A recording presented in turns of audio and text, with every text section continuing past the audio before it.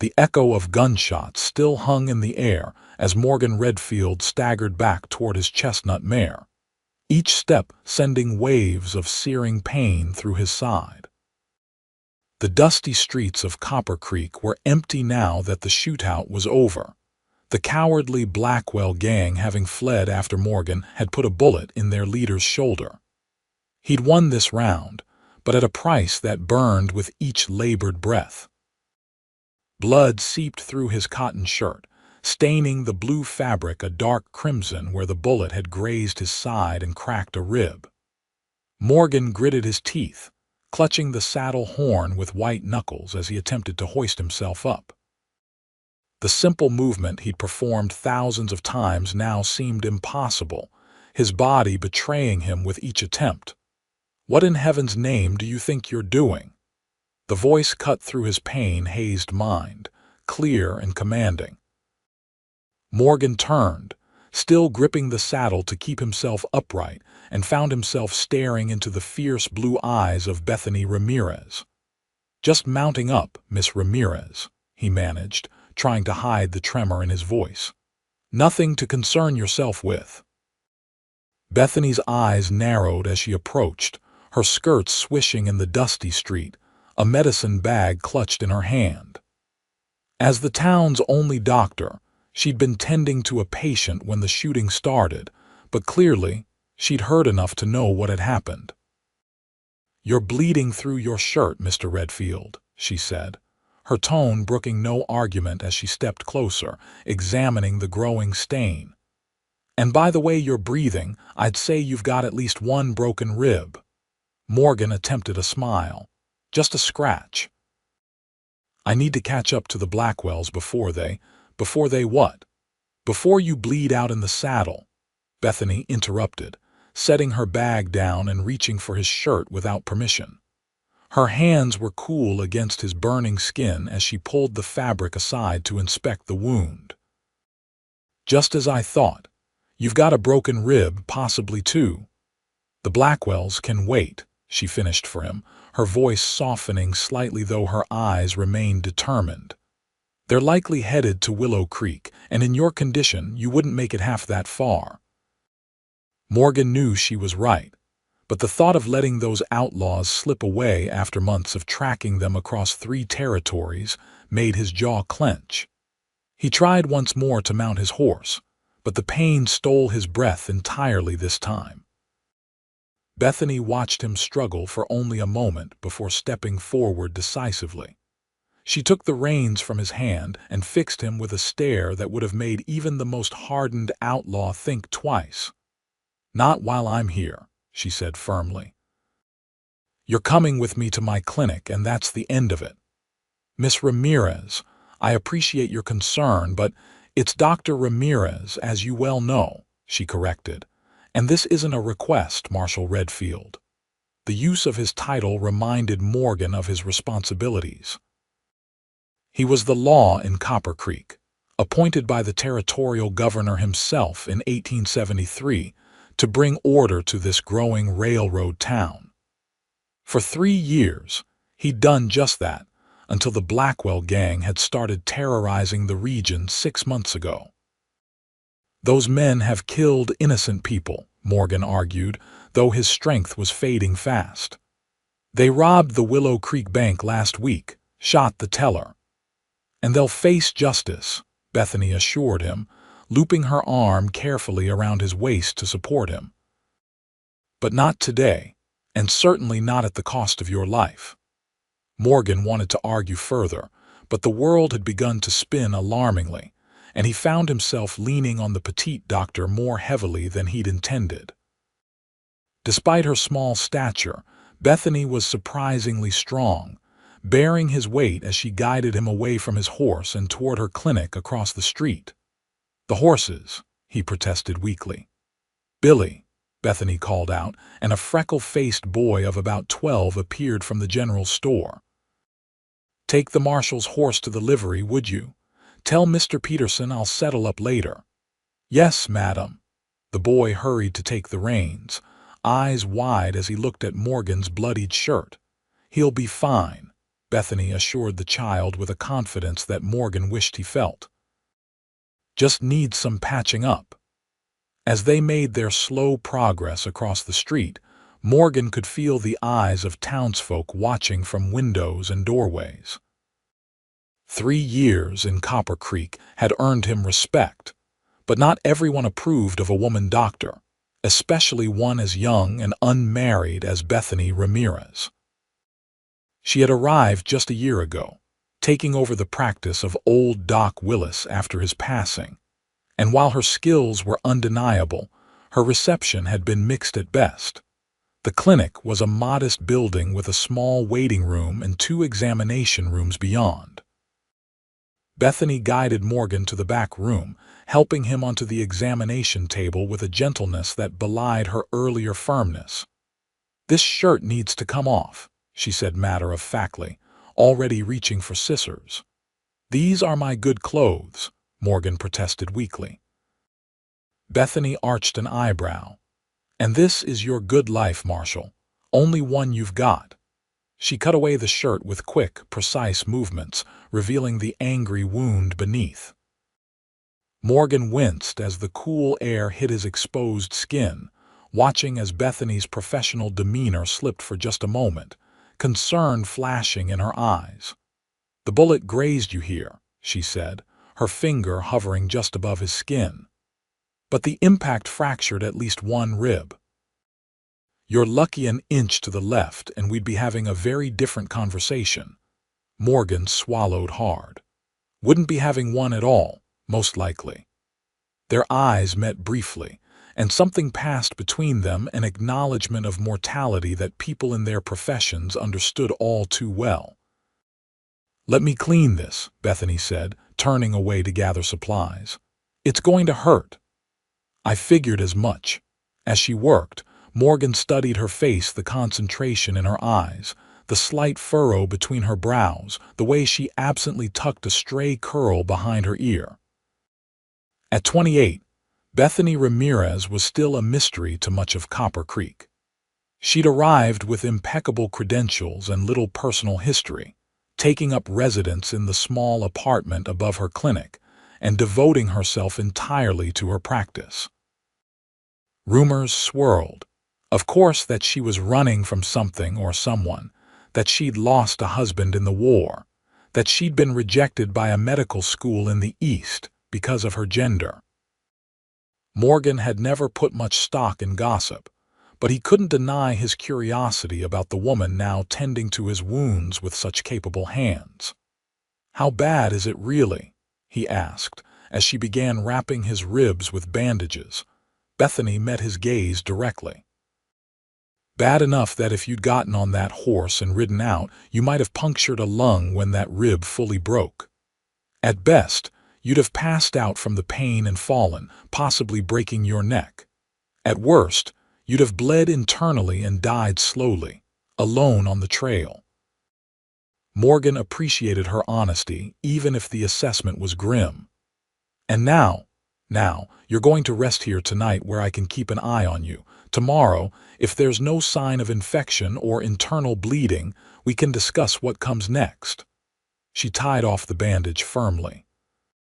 "But chasing after the Blackwell gang is not on the table for at least 2 weeks. 2 weeks?" Morgan's voice rose in disbelief. "Doc, I can't." "You can and you will," Bethany interrupted, her voice leaving no room for argument. "Unless you want me to wire the governor and tell him his marshal is unfit for duty due to a self-inflicted aggravation of injuries. I'm sure he'd be interested to hear about your reckless pursuit of outlaws against medical advice." Morgan stared at her, caught between admiration and frustration. "You wouldn't try me." The ghost of a smile touched her lips. "I take my oath seriously, Marshal, both the medical one and the one to this community." Before Morgan could respond, the bell over the clinic's front door jangled and a woman's panicked voice called out, "Dr. Ramirez." "Dr. Ramirez, it's Martha Jenkins, the baby's coming early." Bethany's head snapped up, the marshalling of her focus almost visible. "I'll be right there," she called, then turned back to Morgan. Don't move from this bed. I mean it, Morgan. I'll know if you try to leave. It was the first time she'd used his given name, and somehow that, more than her threats, made him nod in agreement. You have my word, he said quietly. Bethany studied him for a moment longer, as if assessing the value of a marshal's promise, then nodded once before gathering her birthing kit and hurrying from the room. Left alone, Morgan sank back against the pillows, the pain in his side a constant, throbbing reminder of his mortality. Outside, the sun was setting on Copper Creek, painting the dusty street gold. The Blackwell gang was getting further away with each passing moment, but for now, at least, Morgan found he couldn't summon the energy to care. For the first time in years, someone else was holding the reins, and despite himself, the marshal found a strange comfort in that thought as he drifted into an exhausted sleep. Morgan awoke to the soft sounds of movement and the pale light of early dawn filtering through the clinic's windows. For a moment, he was disoriented, the unfamiliar ceiling above him swimming into focus as the events of the previous day came rushing back. The shootout, his injury, Bethany Ramirez's firm intervention. He shifted slightly and immediately regretted it as pain lanced through his side. A soft groan escaped him before he could stifle it. Good, you're awake. Bethany's voice came from nearby, and Morgan turned his head to find her sitting at a small desk in the corner of the room, making notes in a ledger. She looked tired, dark circles beneath her eyes suggesting she'd had little sleep, but her movements were precise as ever as she set down her pen and approached him. How long was I out? Morgan asked, his voice rough with sleep. Nearly 14 hours. Bethany placed a cool hand on his forehead, checking for fever with practiced efficiency. You needed it. How's the pain? Manageable, he lied, then amended at her skeptical look. Feels like I've been kicked by a mule if I'm being honest. That's to be expected.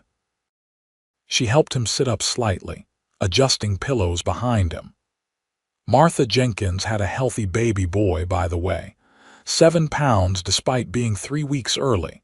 Morgan nodded, genuinely pleased at the good news. The Jenkins will be relieved. They lost their first last year, didn't they? Something flickered in Bethany's eyes, surprise, perhaps, that he would know or remember such a detail. Yes, they did. This one's strong, though. Good lungs. A small smile touched her lips. I named him after his father. You named him. Martha was exhausted, and Mr. Jenkins was so overcome he couldn't speak properly. They asked me to choose. She shrugged, a hint of color touching her cheeks. It's not the first time it's happened. There was something so intimately human about this revelation that Morgan found himself seeing Bethany in a new light. Not just the efficient doctor who had bandaged his wounds, but a woman who held babies as they took their first breaths, who named them when their parents couldn't find the words. Before he could respond, the clinic's front door opened and heavy footsteps approached. Bethany straightened, her professional mask slipping back into place as Sheriff Miller appeared in the doorway, hat in hand. Morning, Doc. Marshal. The older man nodded to each of them. Heard you had some trouble yesterday, Redfield. Nothing I couldn't handle, Morgan replied automatically. Bethany made a soft sound that might have been disagreement, but busied herself with checking Morgan's bandages rather than commenting. Well, thought you'd want to know. Got a wire from Willow Creek this morning. Seems the Blackwell boys tried their luck at the saloon there last night. Ran into some Texas Rangers passing through. Morgan sat up straighter, ignoring the pain. And 2 of the gang dead, including Sam Blackwell himself. The other 3 captured and awaiting transport to the territorial prison. Miller looked genuinely pleased to deliver this news. Thought you'd rest easier knowing they won't be troubling us anymore. A complex mix of emotions washed over Morgan: relief that the threat was eliminated, frustration that it hadn't been by his hand after months of pursuit, and an unsettling realization that Bethany had been right. If he'd ridden out after them in his condition, he'd likely have missed them entirely or arrived too late to make any difference. "That's good news," he managed, aware of Bethany watching him closely. "Sure is. Town can breathe easier now." Miller replaced his hat. "I'll handle things until you're back on your feet, Marshal. Doc says it'll be a couple of weeks, at minimum," Bethany confirmed before Morgan could argue. "Well, rest up. Town needs you healthy." With a nod to them both, the sheriff departed, leaving an awkward silence in his wake. Morgan stared at his bandaged torso, processing the news. 6 months of pursuit, ended not by his efforts but by chance a random encounter with Texas Rangers in a saloon. "You're thinking too loud," Bethany observed, breaking into his thoughts. Morgan looked up at her. "Just wondering if all that tracking was for nothing." It wasn't. She sat on the edge of his bed, surprising him with the familiarity of the gesture. "You kept them moving, kept them from settling in here and doing worse damage. You protected Copper Creek." Her words were kind, but they didn't entirely ease the sense of incompletion he felt. Bethany seemed to read this in his face. "Not all victories look the way we expect them to," she added softly. "Sometimes success means staying alive to fight another day." There was something in her tone, a personal understanding of disappointment that made Morgan curious. "Sounds like the voice of experience." Bethany's expression shuddered slightly. "We all have our unfinished stories, Marshal." She stood briskly. "Now, since you're likely to be my guest for a few more days, I should change those bandages and then see about some breakfast. Unless you'd prefer to return to your own quarters."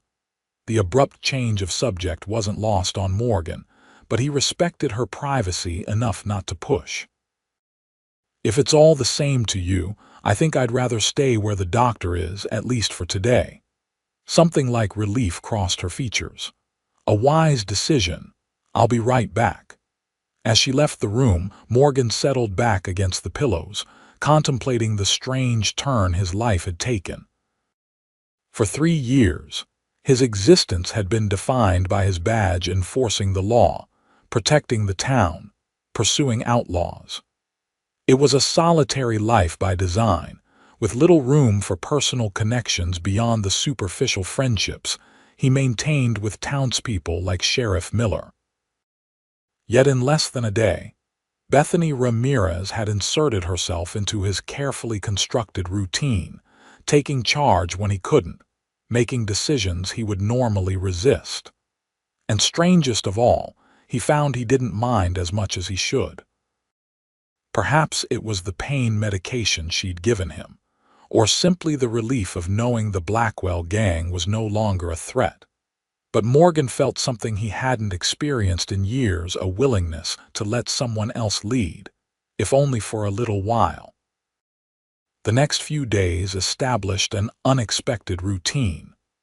Bethany insisted Morgan remain in the clinic's back room, where she could monitor his recovery and ensure he didn't overexert himself.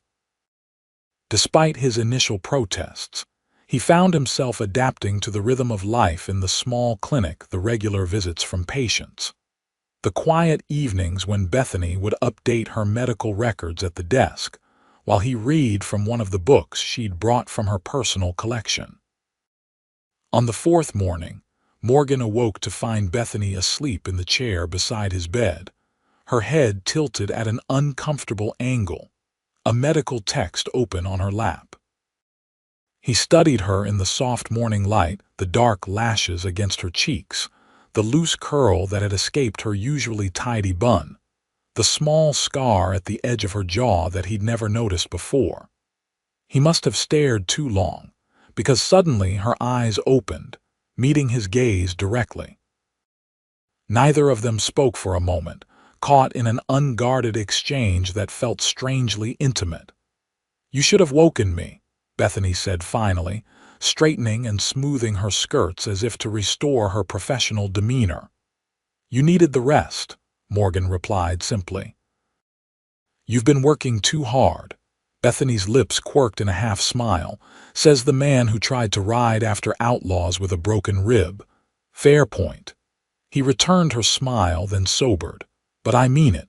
You're here day and night, looking after me on top of your regular patients. When do you sleep? I sleep enough. She closed the book on her lap and stood, stretching subtly. Besides, you're improving quickly. Another day or two and you can return to your own quarters, provided you follow my instructions for rest. The prospect of returning to his Spartan room above the marshal's office should have been welcome, but Morgan found himself surprisingly reluctant. Trying to get rid of me already, Doc? Something flickered in Bethany's eyes, uncertainty, perhaps, or something more complex. Not at all. But I imagine you're eager to return to your duties, limited as they must be until you're fully healed. Before Morgan could respond, the clinic door opened, and the unmistakable voice of Amelia Sullivan, the mayor's wife and self-appointed arbiter of Copper Creek's social standards, rang through the waiting room. Dr. Ramirez, are you in? I simply must speak with you about the most concerning rumors. Bethany's expression tightened almost imperceptibly before she smoothed it into professional neutrality. Excuse me, she murmured to Morgan, then stepped into the waiting room, closing the door behind her. Despite the closed door, Morgan could hear the conversation clearly, Mrs. Sullivan making little effort to keep her voice down.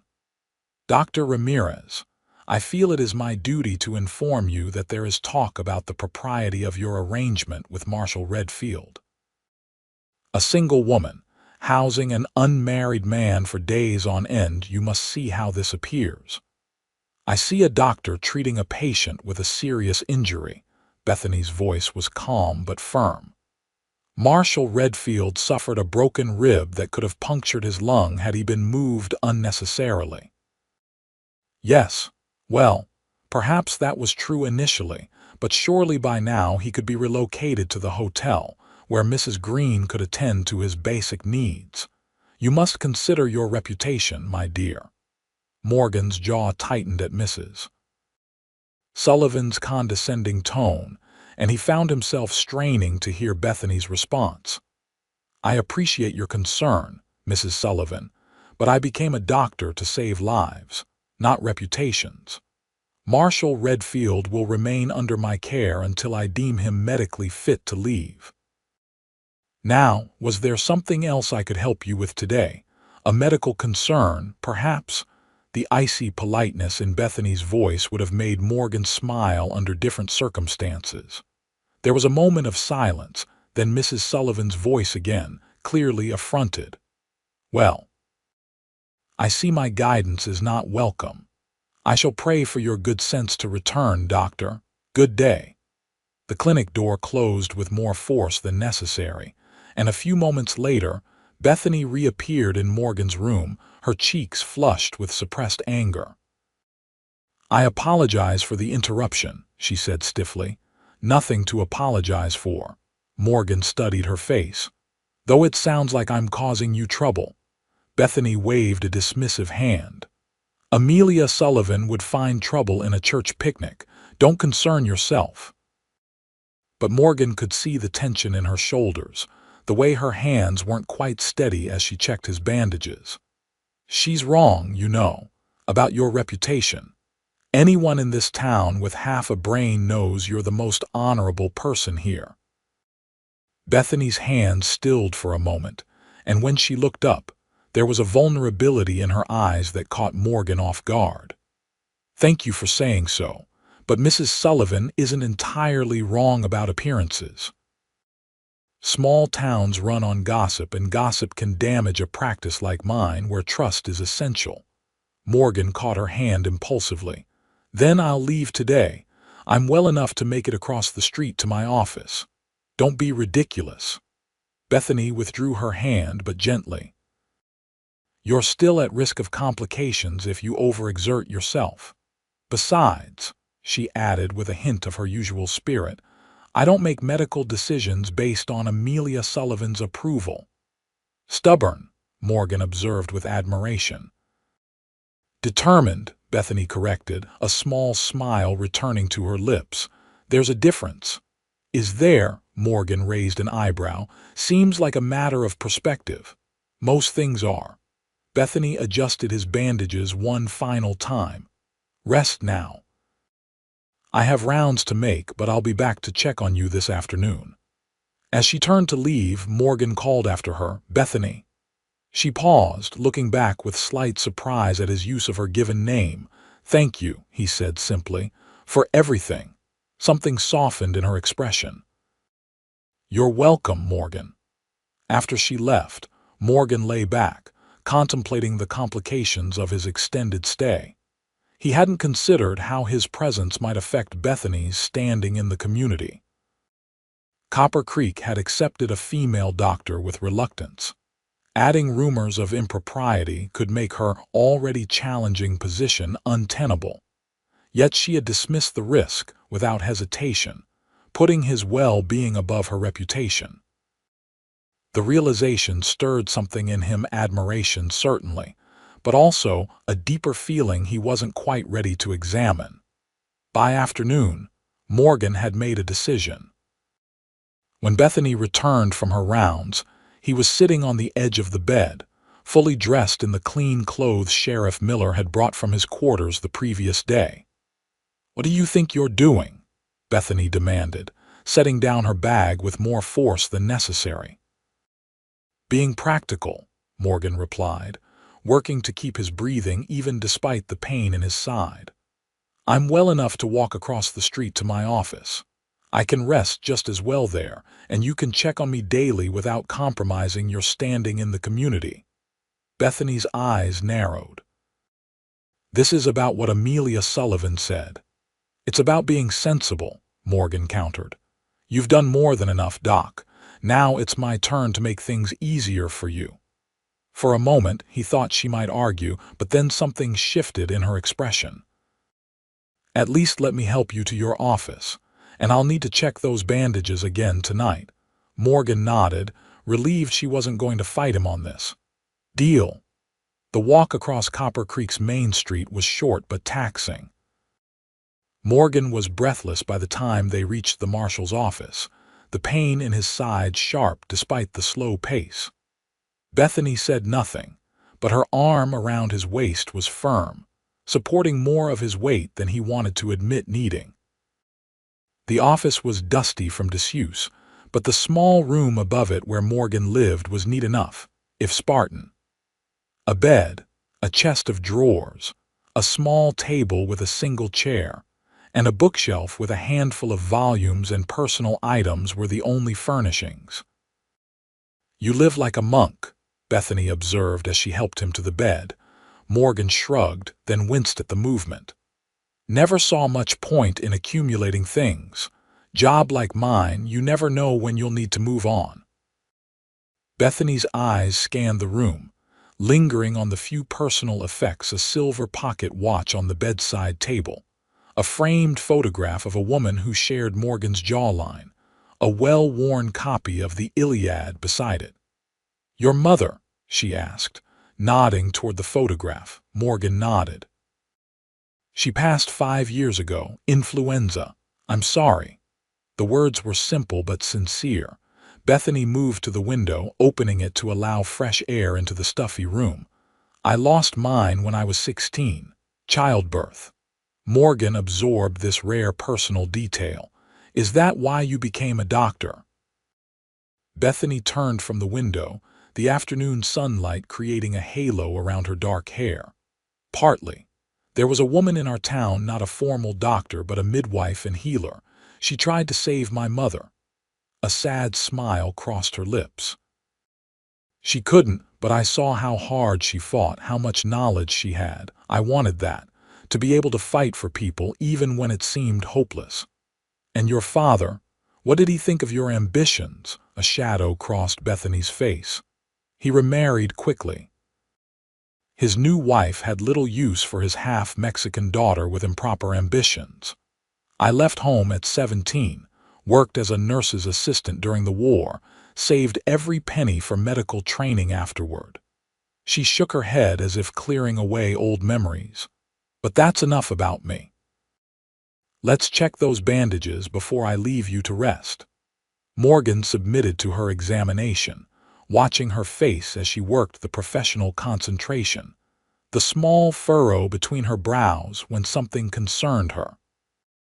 He'd been the subject of her medical attention for days now, but this felt different somehow, more personal, now that he knew a little more about the path that had brought her to Copper Creek. "The wound is healing well," Bethany pronounced finally, rewrapping his ribs. "But you're still at risk of infection or tearing something if you overexert yourself. Promise me you'll rest." "Doctor's orders," Morgan agreed, catching her gaze. "I'll be a model patient." Somehow I doubt that. But she was smiling as she packed up her supplies. "I'll come by this evening to check on you again." "You don't have to, I do," she interrupted firmly. "That was our agreement, unless you'd prefer I drag you back to the clinic." Morgan raised his hands in surrender. "Evening it is." After Bethany left, the room felt strangely empty. Morgan had lived alone for years, and had always valued his solitude, but now the silence seemed hollow. He picked up his copy of the Iliad, trying to lose himself in the familiar tale of war and honor, but his thoughts kept drifting to Bethany, her hands steady as they bandaged his wounds, her eyes flashing when she stood up to Amelia Sullivan, the rare vulnerability when she spoke of her mother.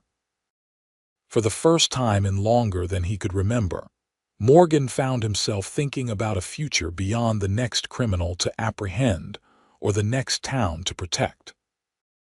A dangerous line of thought for a man in his position, but one he couldn't quite shake as the afternoon shadows lengthened across his sparse room. True to her word, Bethany returned that evening, bringing with her a covered dish that filled the room with the mouth-watering aroma of chicken stew. "Mrs. Chen from the laundry sent this," she explained, setting the dish on his small table. "Apparently, you once helped her son when some boys were giving him trouble."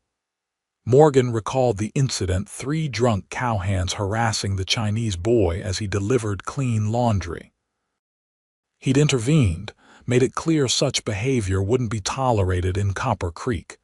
It had been a small thing, hardly worth remembering. "She didn't have to do that," he said, embarrassed by the gesture. "People take care of those who take care of them," Bethany replied simply, serving the stew into the single bowl Morgan owned. "It's how communities survive out here." There was wisdom in her words, a truth Morgan had observed but never articulated during his years as a lawman. The West was harsh and unforgiving. Those who survived did so not just through individual strength, but through networks of reciprocal care and obligation. "Speaking of community care," Bethany continued, handing him the bowl, "Mrs. Sullivan has apparently organized a committee to assist with your recovery. I suspect it's her way of ensuring propriety is maintained during your convalescence." Morgan nearly choked on his first spoonful of stew. "Please tell me you're joking." "I wish I were." Bethany's eyes danced with suppressed amusement. "Expect a parade of Copper Creek's finest ladies bringing casseroles and moral guidance starting tomorrow morning." "Lord help me," Morgan muttered, genuinely horrified at the prospect. "I'd rather face the Blackwell gang again." Bethany laughed then, a rich, uninhibited sound that transformed her face entirely. Morgan found himself staring, realizing he'd never heard her really laugh before. It was a sound he immediately wanted to hear again. "Well, if you're very lucky, you might develop a fever tonight that requires strict quarantine," she teased. "Though I wouldn't recommend that as a medical strategy." "What would you recommend, Doc?" Morgan asked, only half joking. "For surviving well-intentioned busybodies." "Patience and gratitude," Bethany answered pragmatically. "And perhaps a sudden interest in scripture readings, which Mrs. Sullivan is particularly fond of providing at 6. Morgan groaned, which made Bethany laugh again. The sound filled the small room, chasing away the loneliness that had settled there in her absence. For a moment, they were just a man and a woman sharing a joke, all questions of propriety and professional boundaries temporarily forgotten, but reality reasserted itself soon enough. Bethany checked his bandages with clinical efficiency, gave him strict instructions for the night, and prepared to leave. At the door, she hesitated, looking back at him with an expression he couldn't quite read. "Rest well, Morgan," she said softly. "I'll see you in the morning, possibly before Mrs. Sullivan's brigade arrives, if you're fortunate." After she left, Morgan lay in the growing darkness, listening to the sounds of Copper Creek settling in for the night, piano music from the saloon down the street, the distant whinny of horses, occasional bursts of laughter from passers-by. Sounds that had been the backdrop to his life for 3 years without him really noticing them. Tonight, though, they seemed to speak of something he'd been missing: connection, community, belonging. Things a marshal on the frontier couldn't afford to cultivate too deeply, given the nature of the job and its dangers. Yet as he drifted toward sleep, it was Bethany's laugh that echoed in his mind, along with a dangerous wondering about what it might be like to hear that sound more often. As promised, Bethany arrived early the next morning, slipping into his room just as the town was beginning to stir. She looked tired but smiled when she found Morgan already awake, sitting up in bed reading his worn copy of the Iliad. "Preparing for battle?" she asked, nodding toward the book as she set her medical bag down. "Something like that," Morgan replied, marking his place.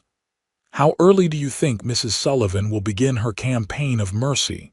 I passed her on my way here, consulting with the Reverend's wife." "I'd say you have less than an hour," Morgan grimaced. "Any chance that quarantine is still an option?" Bethany's lips twitched as she checked his bandages. "Afraid not. But your wound is healing nicely. Another week of rest and you can start light duties." "A week?" Morgan protested. "Doc, I can't stay idle that long. The town has survived the past 5 days without you and will manage a few more," Bethany interrupted firmly. "Sheriff Miller is perfectly capable of handling things in the meantime." Morgan knew she was right, but the enforced idleness chafed at him. He'd never been good at sitting still, even as a child. His mother used to say he was born with restless feet, always needing to be moving, exploring, doing. It was what had eventually led him west after the war, seeking purpose in the expanding frontier. "What am I supposed to do for a week?" he asked, not quite managing to keep the petulance from his voice. Bethany raised an eyebrow, clearly amused by his childlike complaint. "Raid, rest, receive visitors graciously, even when they bring questionable food and excessive sympathy." She finished rebandaging his side and stepped back. "Consider it an opportunity to experience life at a different pace." Before Morgan could formulate a suitable response, there was a knock at his door, followed immediately by it swinging open to reveal Mrs. Sullivan, flanked by 2 other ladies of the town's unofficial social committee, all carrying covered dishes and wearing expressions of determined charity.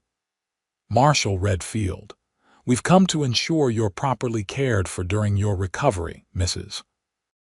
Sullivan announced, sweeping into the room as if she owned it. Her gaze flickered to Bethany, registering her presence with a tight smile. "Dr. Ramirez, how fortunate you're here.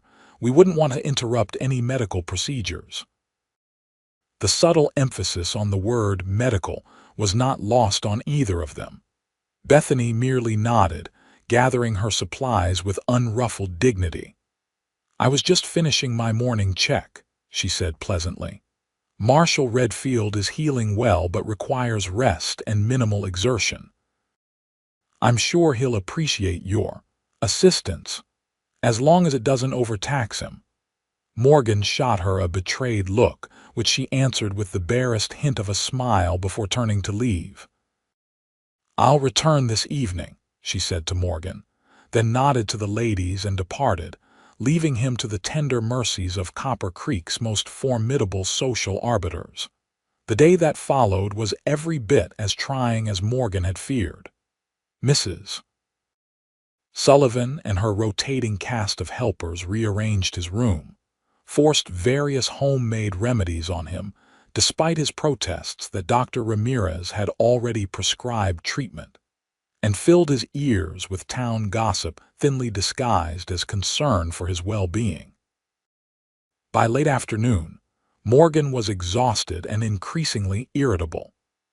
When Mrs. Sullivan began not so subtly suggesting that a man in his position really ought to consider settling down with a suitable wife who could care for him in times of illness, he nearly lost what remained of his patience. "Mrs. Sullivan," he interrupted more sharply than he'd intended, "while I appreciate your concern, I believe I need to rest now. Doctor's orders." The older woman drew herself up, clearly affronted. "Of course, Marshal, we wouldn't want to contradict Dr. Ramirez's instructions." The way she said it made clear exactly what she thought of those instructions. "Perhaps tomorrow we can continue our discussion about suitable companions for a man in your position." After they finally departed, Morgan fell back against his pillows, feeling as though he'd survived a siege. The quiet of his room, which had seemed lonely the previous evening, now felt like blessed relief. He must have dozed off, because the next thing he knew, the room was bathed in the golden light of sunset, and Bethany was sitting in his single chair, reading a medical journal. "How long have you been there?" he asked, his voice rough with sleep. Bethany looked up, setting aside her reading. "About half an hour. You seem to need the rest after your day of socializing." "Socializing," Morgan snorted. "Is that what they call it?" Felt more like an inquisition. "Mrs. Sullivan means well," Bethany said diplomatically, though her eyes betrayed her amusement. "She's from a different generation with different ideas about propriety and a woman's role." "She seems particularly concerned about your role," Morgan observed, remembering some of Mrs. Sullivan's less subtle comments about Bethany's unorthodox position in the community. Bethany's expression cooled slightly. "Yes, well, she's made her opinions on female doctors quite clear since I arrived. Fortunately, her influence isn't quite as universal as she believes." There was something in her tone, a carefully controlled defensiveness that made Morgan curious.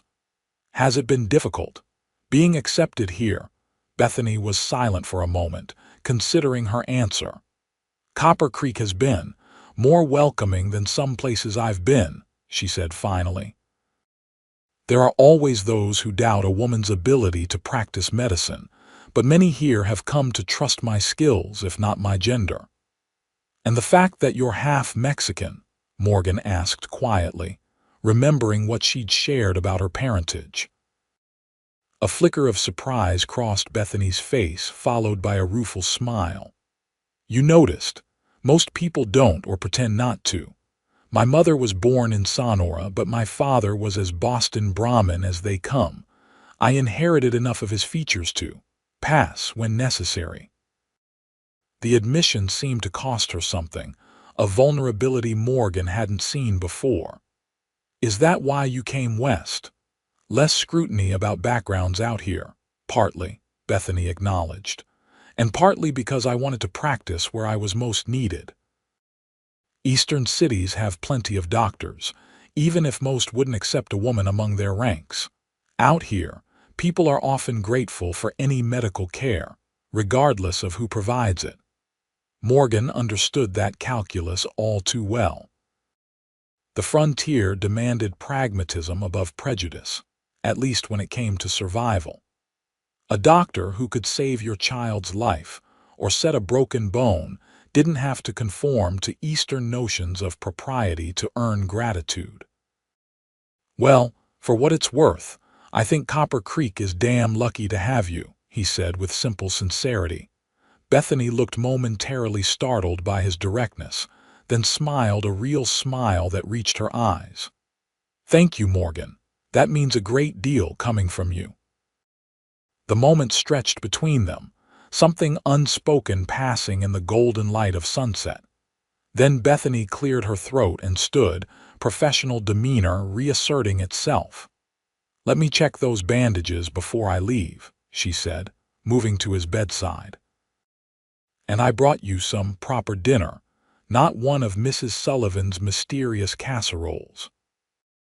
As she unwrapped his bandages, her fingers cool against his skin, Morgan found himself studying her face, the concentration in her eyes, the slight purse of her lips as she worked, the way a tendril of dark hair had escaped her practical bun to curl against her cheek. "The wound is healing well," Bethany pronounced, clearly satisfied with what she saw. "Another day or two and you won't need these bandages, though the rib will take longer to fully heal." "Does that mean I'll be rid of Mrs. Sullivan's nursing committee?" Morgan asked hopefully. Bethany laughed, that uninhibited sound that had captivated him before. "I doubt it. Once Mrs. Sullivan has adopted a cause, she rarely abandons it, but perhaps I can prescribe some official medical tasks that require solitude and concentration. You do that for me." Morgan's tone was teasing, but his gratitude was genuine. "Professional mercy," Bethany replied with mock seriousness. "I took an oath to alleviate suffering after all."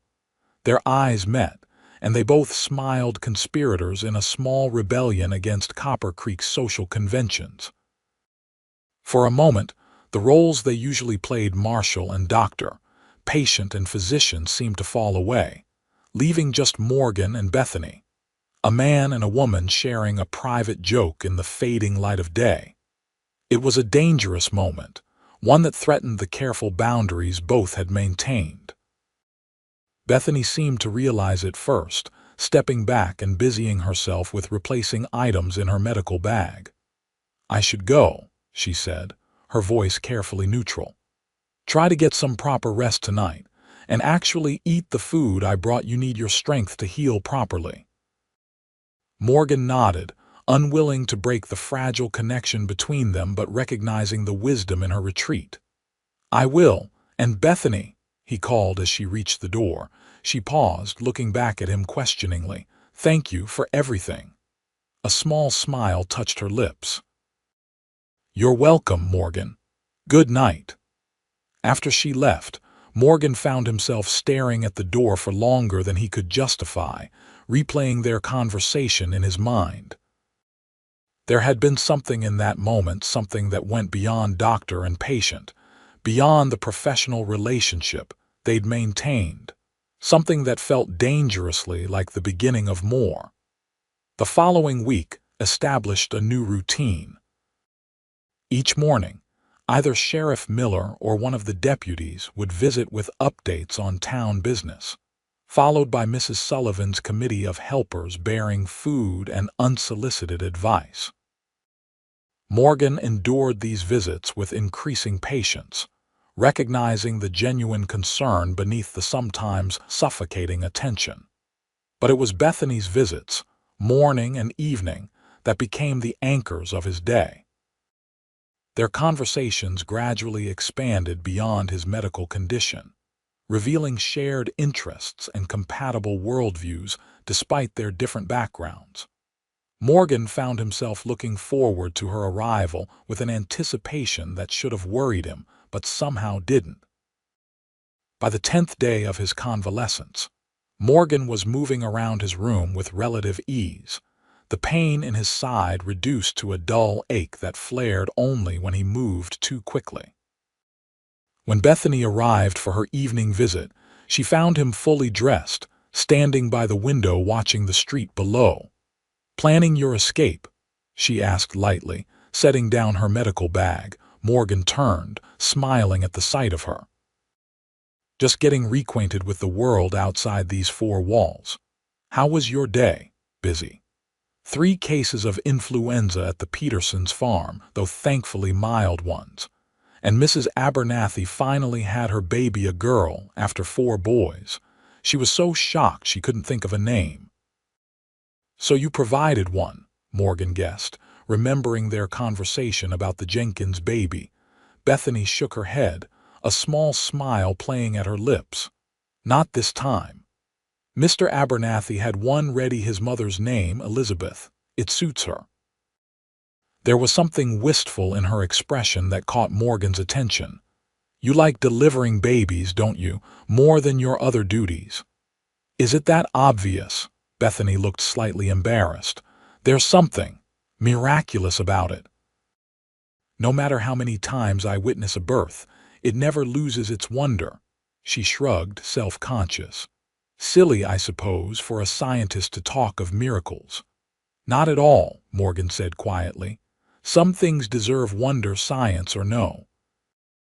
Their eyes met, and something shifted in the air between them, a recognition, perhaps, of how much had changed in the short time since Morgan's injury. What had begun as a professional relationship had evolved into something neither had anticipated or sought, yet both were increasingly reluctant to deny. Bethany was the first to look away, moving to her usual task of checking his wound. "Let's see how you're healing."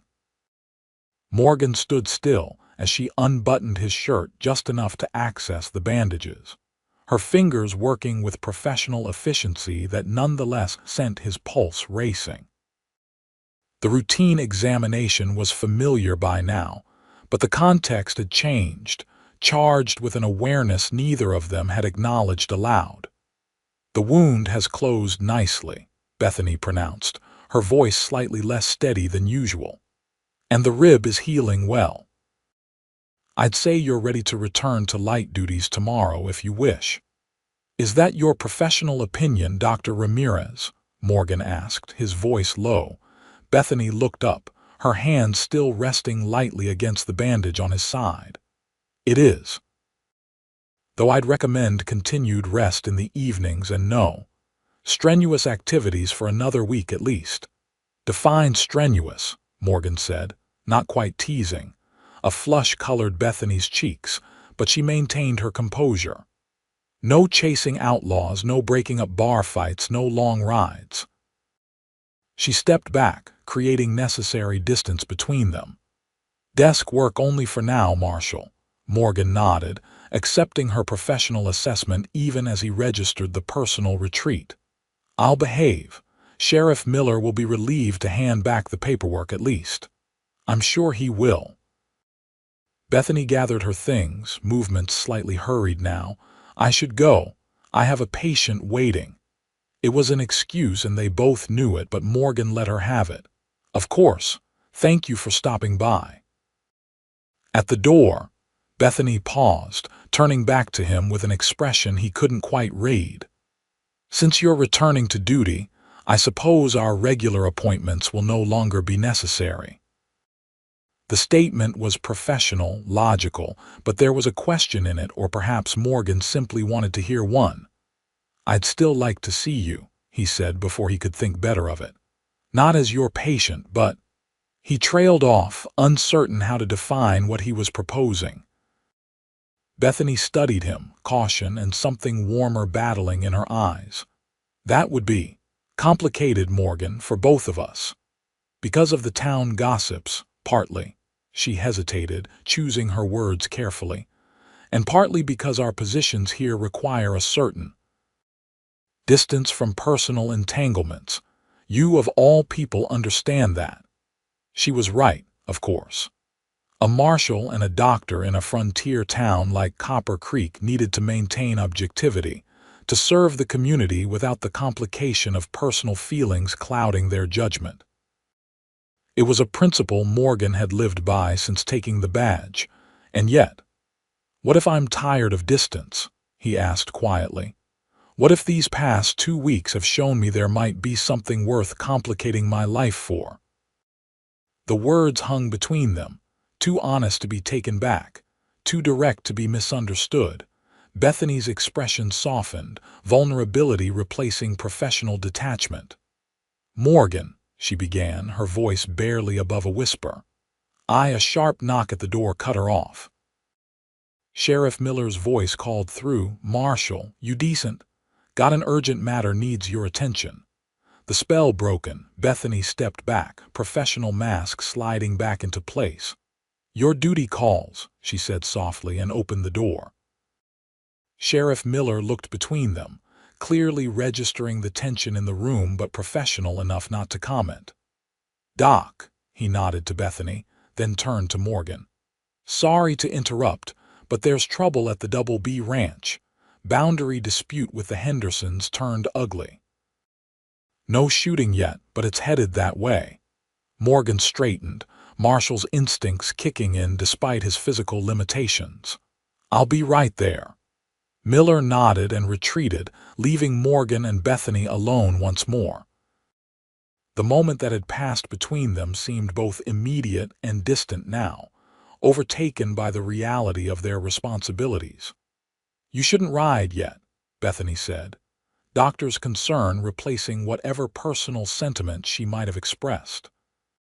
"Your rib—" "I know," Morgan interrupted gently. "I'll take the wagon, and I'll be careful, I promise." Bethany nodded, accepting his compromise. "See that you are.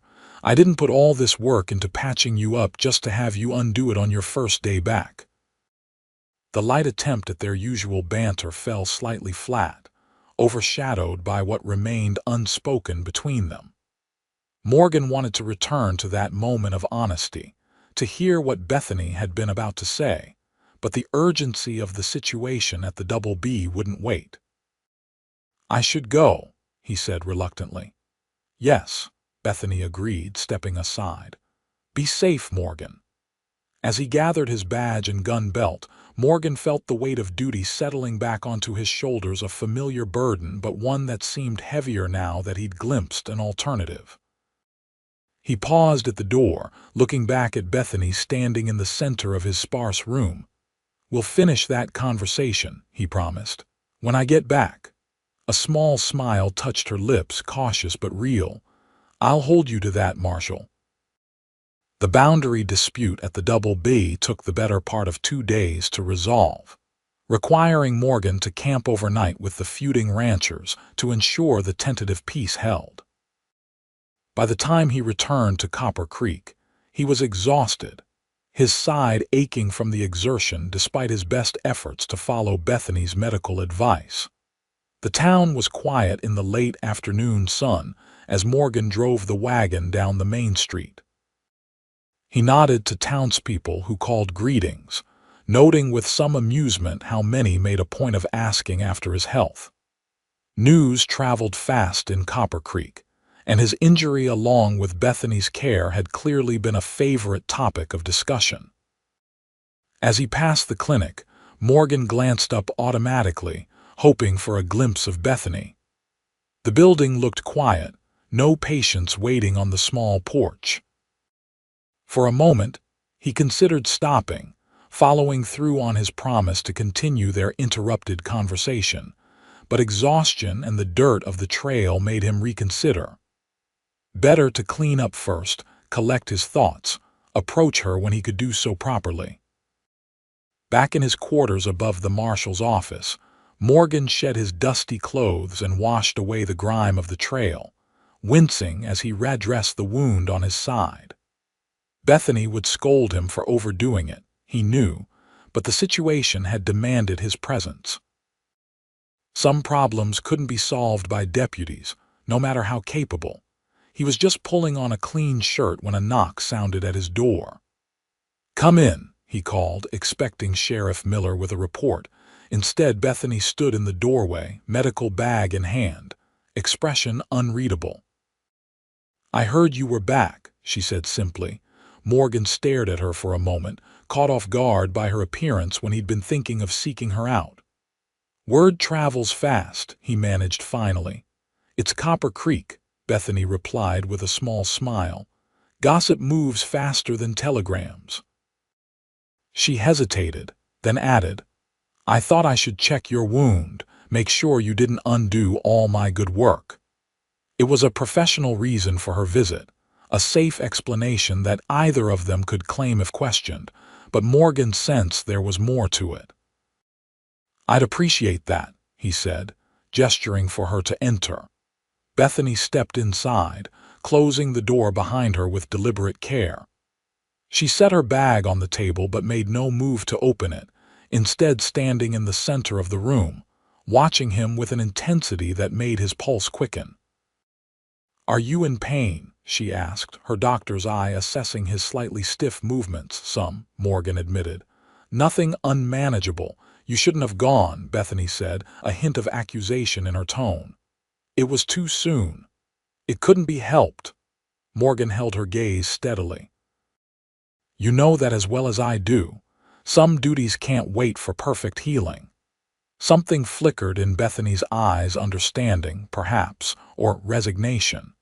She knew the weight of responsibility as well as he did, the way it shaped choices and limited options. "Let me see," she said finally, all professional efficiency once more.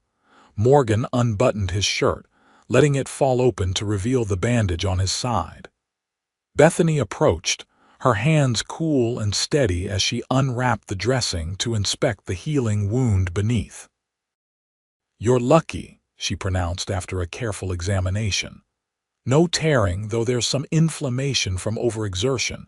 You need to rest properly tonight." "I will," Morgan promised. "The situation's resolved for now." Bethany nodded, rewrapping the bandage with practiced movements. When she finished, she didn't step back immediately, her hand lingering just above the dressing, not quite touching him. "Before you left," she said quietly, "you said something about being tired of distance." Morgan's breath caught. He hadn't expected her to be the one to broach the subject, to return to that moment of vulnerability they'd shared before Sheriff Miller's interruption. "I meant it," he said simply. Bethany looked up at him then, her professional mask slipping to reveal the woman beneath, uncertain, hopeful, afraid. "It would complicate things, for both of us." "Yes," Morgan agreed, reaching out slowly to brush a strand of hair from her face, giving her plenty of time to pull away if she wished. "But maybe some complications are worth it." Bethany didn't pull away from his touch. If anything, she leaned into it slightly, her eyes never leaving his. "The town would talk.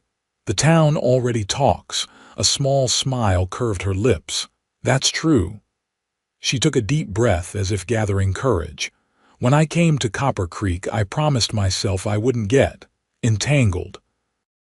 That I would focus on building my practice, on proving myself as a doctor first and foremost.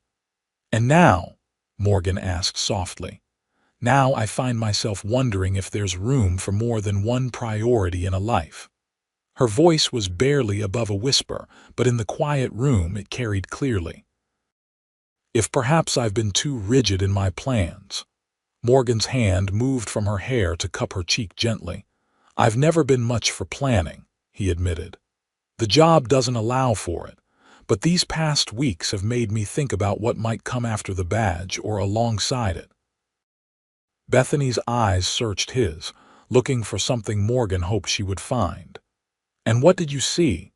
In these thoughts about the future, it was Morgan's turn to take a deep breath. He'd faced down armed outlaws with less trepidation than he felt in this moment of honesty. "I saw you," he said simply. "Not just the doctor who patched me up, but the woman who laughed in my room at sunset, who named babies when their parents couldn't find the words, who stood up to Amelia Sullivan without flinching." A blush colored Bethany's cheeks, but she didn't look away. "That sounds dangerously like sentiment, Marshal Redfield." "It is," Morgan acknowledged with a small smile. "Does that concern you, Dr. Ramirez?" "It should," Bethany replied, her own smile growing. "But I find it doesn't, not as much as it once would have."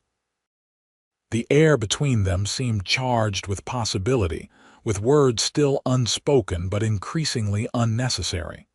Morgan's thumb traced the curve of Bethany's cheek, marveling at the softness of her skin. "I'd very much like to kiss you," he said quietly. If that wouldn't be too forward. Bethany's laugh was soft, just a breath of sound. I think we're well past concerns of forwardness, don't you? And then she was rising on her toes, closing the distance between them before Morgan could move. Her lips met his with a gentleness that belied the strength he knew she possessed. A tentative question rather than a bold statement. Morgan answered with equal care, mindful of the newness of this territory for both of them. The kiss was brief, almost chaste, but it carried a promise of more a beginning rather than an end. When they parted, Bethany's eyes were bright with an emotion Morgan hadn't seen in them before. "Well," she said, a slight tremor in her voice, "that certainly complicates things." Morgan couldn't help but laugh, the joy of the moment overwhelming the concerns that still hovered at the edges of his mind. The town's reaction, the potential impact on their respective positions, the uncertainty of a future that had seemed so clear just weeks ago. "Worth it," he said, and kissed her again, more firmly this time. Bethany responded in kind, her hand coming to rest against his chest, careful of his injury even in this moment of abandon. The thought made Morgan smile against her lips, ever the doctor, even now. When they finally separated, the room felt different, somehow warmer, fuller, as if the sparse quarters had suddenly expanded to accommodate this new reality between them. "What now?" Bethany asked softly, voicing the practical question that hung in the air. Morgan considered, knowing they both needed to proceed with care. Copper Creek might eventually accept a relationship between the marshal and the doctor, but sudden scandal could undermine Bethany's hard-won position in the community, and that was the last thing he wanted. "Now," he said slowly, "I think we take our time, get to know each other properly beyond patient and doctor. Maybe start with dinner," he paused, then added with a smile, "somewhere other than my sick room or your clinic." Bethany's answering smile was radiant. "I'd like that, though I suspect Mrs. Sullivan will have opinions about such an arrangement." "Mrs. Sullivan has opinions about everything," Morgan pointed out wryly, "but she'll have to adapt, as will the rest of the town." "You sound very certain," Bethany observed, though her tone suggested she wasn't entirely displeased by his confidence. "About this?" Morgan's fingers intertwined with hers, a small gesture that felt monumental in its significance. "Yes, about us. Absolutely." The word "us" hung in the air between them, new and fragile but undeniably real. Bethany squeezed his hand, her smile softening into something more serious, more vulnerable. "I should go," she said reluctantly. "I have patients waiting and you need to rest." Morgan nodded, understanding the practical necessity even as he wished for more time in this moment they'd created. "Dinner tomorrow. I could pick you up at the clinic after your last patient." "I'd like that," Bethany said, gathering her medical bag. At the door, she paused, looking back at him with a mixture of wonder and determination. "This won't be easy, you know."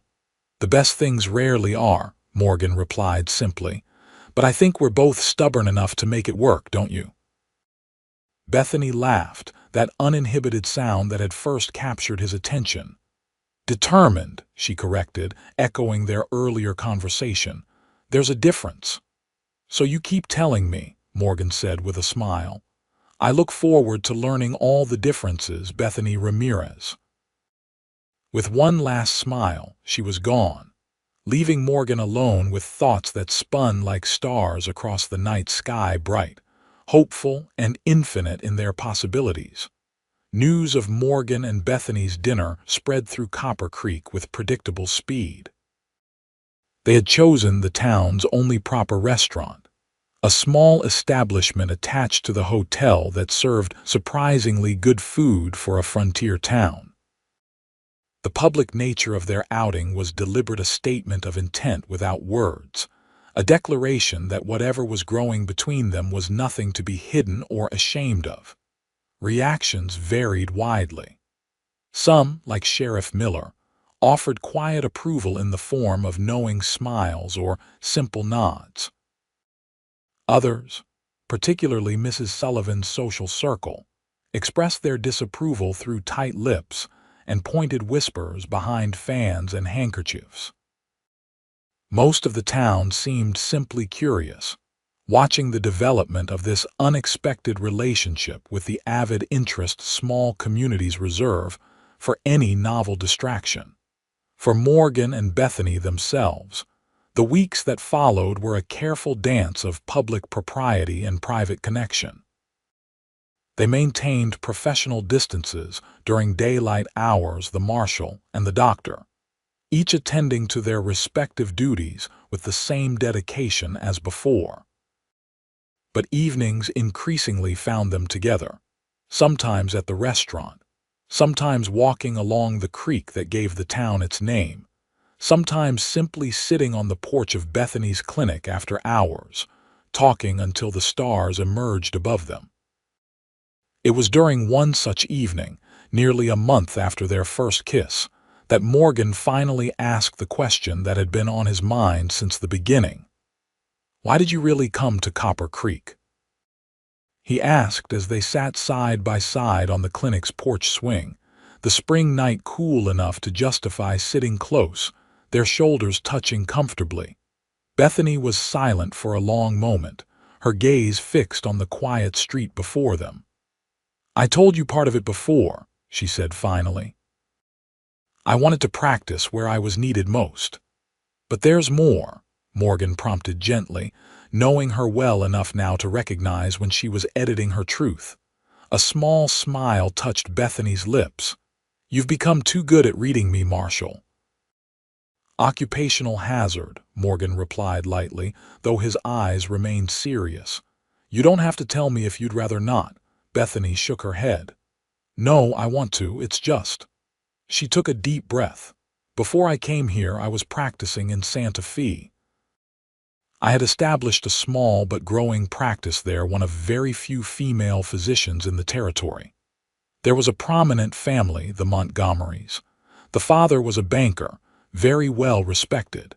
His son became ill typhoid fever." Morgan nodded, already sensing where this story was headed. Bethany's fingers twined with his as she continued. "The family's regular doctor was away, and I was called in his absence. Mr. Montgomery was displeased to find a woman doctor attending his son, but there was no one else available. I treated the boy for 3 days and nights, barely sleeping."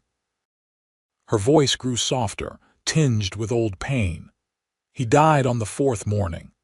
"I'm sorry," Morgan said quietly, squeezing her hand. "It wasn't unexpected. Typhoid is often fatal, especially in children. But Mr. Montgomery, he couldn't accept it. He began spreading rumors that I had mistreated his son, that my feminine sensibilities had prevented me from taking necessary measures, that if a proper male doctor had been present, his son would have lived." Anger flared in Morgan's chest at the injustice, but he remained silent, letting Bethany tell her story at her own pace. "The rumors spread quickly. Patients began canceling appointments. Even those who had trusted me for years began to doubt. The banker's influence was considerable."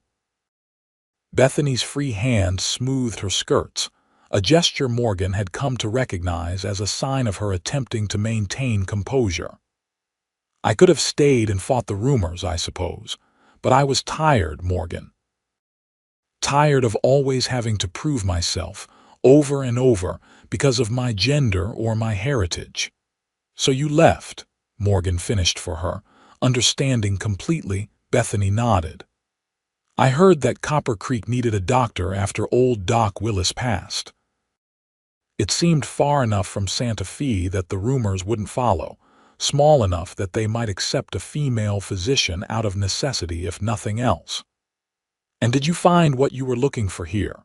Morgan asked, studying her face in the fading light. A slow smile spread across Bethany's features, transforming the lingering sadness into something brighter.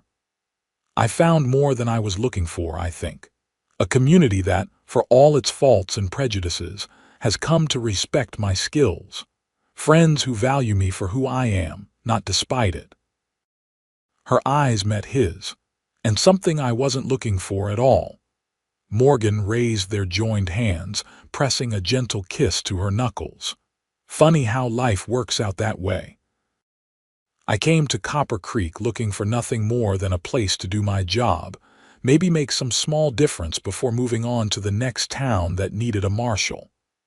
And now, Bethany asked, a hint of vulnerability in the question. Now I'm thinking Copper Creek might be home for longer than I'd planned, Morgan said simply.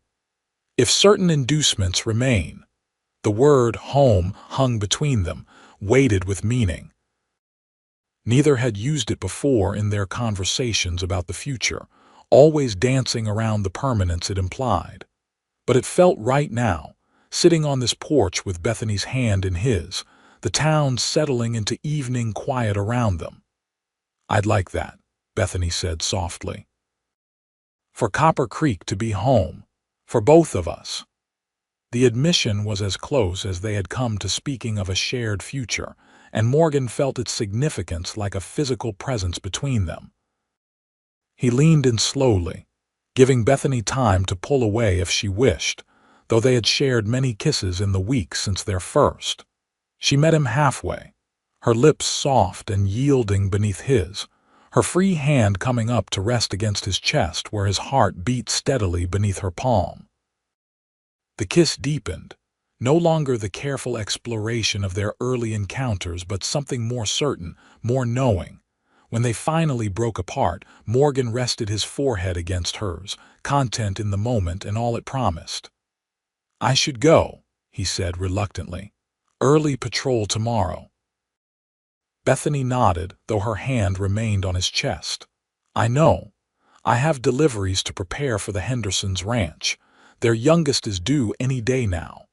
Yet neither moved immediately, reluctant to end this moment of connection. Finally, Morgan stood, drawing Bethany up with him. I'll walk you upstairs, he offered, nodding toward her apartment above the clinic. At her door, they paused once more, the air between them charged with words still unspoken but increasingly understood. Morgan brushed a strand of hair from Bethany's face, marveling at how this simple gesture had become so familiar, so essential to his happiness.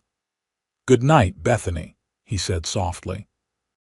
Good night, Morgan, she replied, rising on her toes to press one last kiss to his lips before slipping inside, leaving him to make his way back to his own quarters, his thoughts full of home and future and the woman who had unexpectedly become central to both.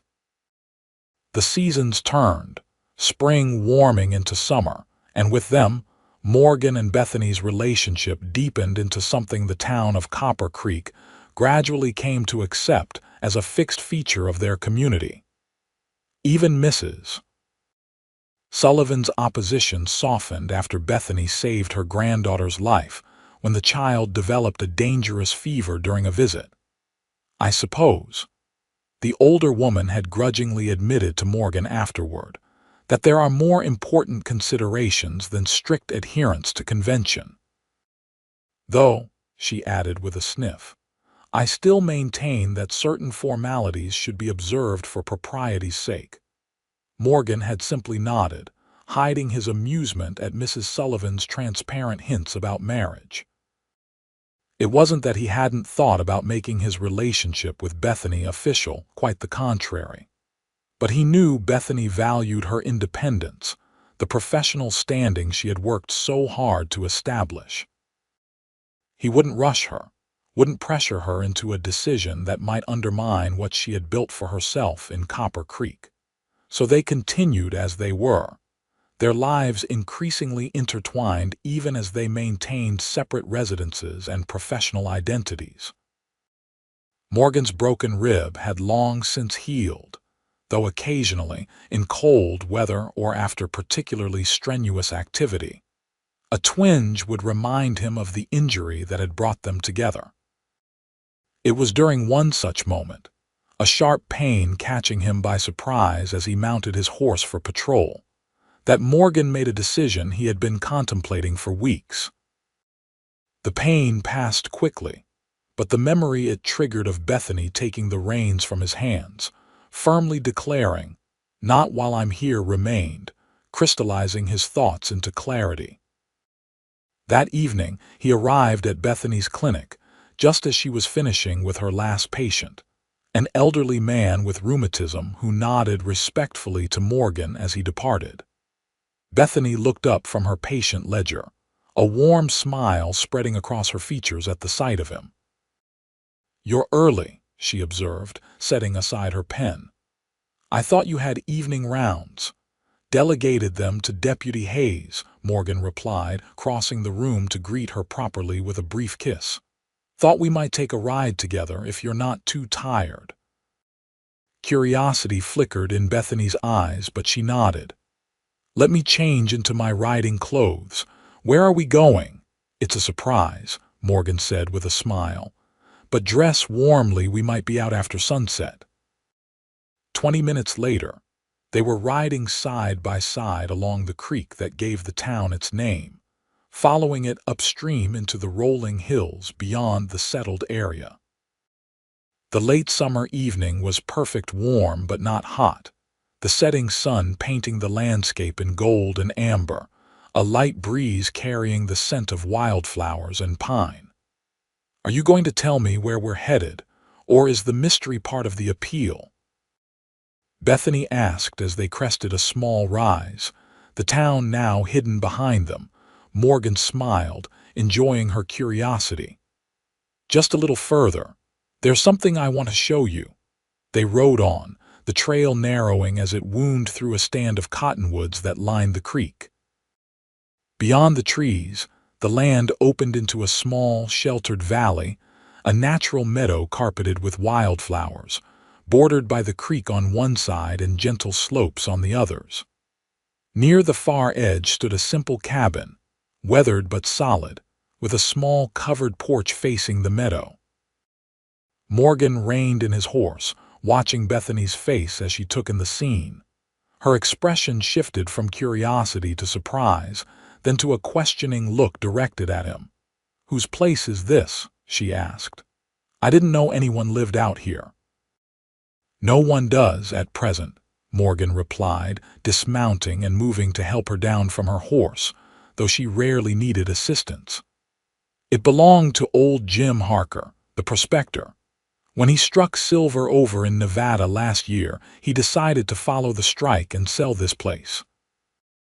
Understanding began to dawn in Bethany's eyes as Morgan led her toward the cabin, the horses left to graze contentedly in the meadow. "And who owns it now?" she asked, though her tone suggested she already suspected the answer. Morgan stopped at the bottom of the porch steps, turning to face her fully. "I do, as of yesterday." Bethany's eyes widened. "You bought a cabin, Morgan. I didn't even know you were looking for property." "I wasn't, not exactly," he admitted. "But Jim wrote to me a month ago, offering me first refusal on the place. Said he remembered how I'd always admired it when I'd ride out this way on patrol." Morgan looked around at the peaceful setting, then back to Bethany.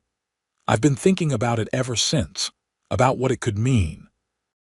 The implications hung in the air between them, unspoken but increasingly clear. Bethany's gaze moved from Morgan to the cabin and back, a mixture of emotions playing across her features. "It's a lovely spot," she said finally, her voice careful, "but it's a fair ride from town." "Not the most convenient location for a marshal," Morgan nodded, acknowledging the practical concern. "About that," he said, taking her hands in his. "I've been considering my options lately. The territory's growing, changing. Copper Creek with it, the railroads bringing more people, more commerce. And more need for law enforcement," Bethany pointed out. "Yes," Morgan agreed, "but also more opportunity for a man with experience in keeping the peace. The governor's establishing a circuit court in the county seat, needs someone to serve as a judge." Someone who understands frontier justice but respects the law. Surprise flashed across Bethany's face. Judge Redfield, that has a certain ring to it. It would mean less daily danger, Morgan continued, watching her reaction carefully. More regular hours, a more settled position. Bethany's expression softened as she began to understand what he was really saying. And is that what you want, to be settled? I want a home, Morgan said simply. One that's more than 4 walls above an office, one that could be. He hesitated, then pressed on. One that could be ours if you wanted it to be.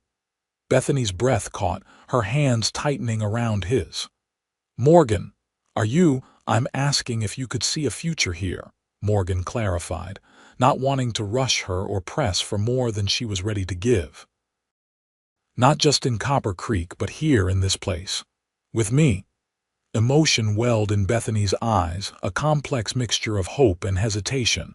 What about my practice? The clinic? It would be yours still, always. I'd never ask you to give that up. Morgan smiled, reaching up to touch her cheek gently. But it's not such a long ride from here to town. And if the judge's wife happened to be a doctor who kept her own practice and her own name professionally, well, that would be between them, wouldn't it? The word wife hung in the air between them, not quite a proposal but an unmistakable indication of his intentions. Bethany's eyes searched his, looking for reassurance he hoped she would find. You'd really be all right with that. A wife who maintains her own practice, her own identity. Bethany, Morgan said softly, I fell in love with you as you are determined, independent, compassionate, brilliant. Why would I want to change any of that? It was the first time he had spoken the word love aloud, though they had demonstrated it in countless ways over the months of their relationship. Bethany's eyes widened slightly, then softened into a warmth that took Morgan's breath away. You love me, she said, not quite a question but seeking confirmation nonetheless. With everything I am, Morgan replied simply. And I think you might love me too, though you've been careful not to say it. A smile bloomed across Bethany's face, radiant in the golden evening light. I do, she admitted, her voice clear and certain. I love you, Morgan Redfield, more than I ever thought possible. Joy surged through Morgan at her words even as she continued. But I need you to understand my work, my independence. They're not just preferences. They're essential to who I am. I can't be the kind of wife who Morgan silenced her with a gentle finger to her lips. I'm not asking you to be any kind of wife but your own. All I want is to build a life with you, Bethany, however that looks, whatever form it takes. The last of her hesitation melted away, replaced by a certainty that matched his own. Then yes, she said, her voice strong and clear. Yes, I can see a future here with you, our future. Morgan pulled her into his arms then, his kiss conveying all the emotion words couldn't contain, the love, the relief, the promise of a future neither had imagined when she took the reins from his hands all those months ago. When they finally separated, breathless and laughing, Morgan gestured toward the cabin behind them. Would you like to see inside? It needs some work, but the bones are good. I would, Bethany said, then added with a teasing smile. Though I should warn you, I have very specific ideas about where a medical library should be situated in a home. Morgan laughed, taking her hand as they climbed the porch steps together. I wouldn't have it any other way, Dr. Ramirez. As they crossed the threshold into what would become their home, Morgan found himself reflecting on the strange turns of fate that had brought them to this moment: a bullet graze, a broken rib, a stubborn doctor who refused to let him ride when he should have been healing. What are you thinking? Bethany asked, noticing his thoughtful expression as they stood in the cabin's main room, dust motes dancing in the last rays of sunlight through the windows. I was just remembering the day we really met, when you took the reins from my hands and said, not while I'm here. Bethany's smile was soft with memory. "You were so stubborn, determined to ride off after those outlaws despite being barely able to stand. And you were equally determined to stop me," Morgan recalled, pulling her gently into his arms. "Best thing that ever happened to me, that broken rib." "Is that so?" Bethany raised an eyebrow, her arms sliding around his waist. "Perhaps I should have let you ride off after all, saved myself the trouble of falling in love with a stubborn lawman." "Too late now," Morgan murmured, bending to kiss her again. "You're stuck with me, Dr. Ramirez." "Happily so, Marshal Redfield," Bethany replied against his lips. "Happily so." Outside, the sun slipped below the horizon, casting long shadows across the meadow. But inside the cabin, their cabin, a different kind of light was growing, warming the weathered walls with the promise of a future neither had sought but both had found in the most unexpected of circumstances. A future that had begun with a broken rib, a pair of steady hands, and the simple, determined words that had changed everything. "Not while I'm here."